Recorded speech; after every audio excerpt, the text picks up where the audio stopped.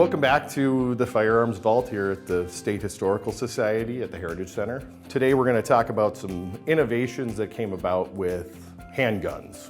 One of our innovations that we came up with was the reduction of the hammer off the back of a firearm. They decided that this was a safety hazard, that this hammer should be deleted. We're going to go over a few of the guns that we have in our collection that do not have a hammer. Our first example that we have is a Remington Elliott revolving pepper box. The barrels on this handgun actually do not revolve. The firing pin mechanism on the inside revolves every time the trigger is pulled. These firearms were produced in the 1860s. They also have what's called a ring trigger. So as you were to put this in your vest or pants pocket, there was nothing to catch as you remove this for self-defense. The next firearm we're going to talk about is a Smith & Wesson 32 caliber safety hammerless revolver. Late 1800s.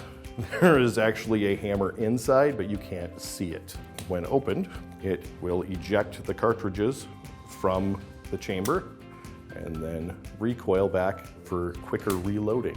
The next handgun that we have is an Iver Johnson, made in the late part of the 1890s. This actually was considered a safety automatic hammerless. One of the innovations that Iver Johnson did have was the safety bar trigger. There is a small bar in the trigger that if you don't have it depressed, it doesn't allow the trigger to be pulled to the rear. So the next handgun that we have up is a Colt 1903 hammerless pistol, which is a pocket pistol, more for self-defense. These were produced from 1903 to around 1945. This firearm has a fun history of it. It was found in a gun cabinet in the Liberty Memorial Building in the fall of 1972 with a note on it as a gift to Russell Reed, one of our prior directors here at the State Historical Society.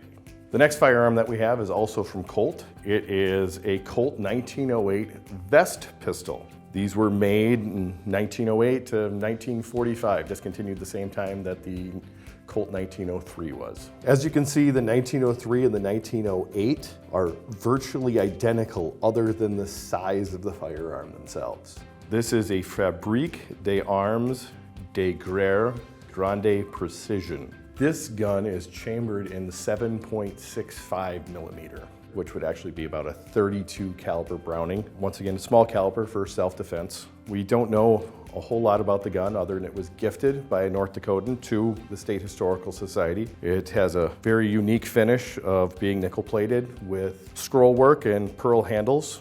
But other than that, we don't actually have a whole lot of information on this gun.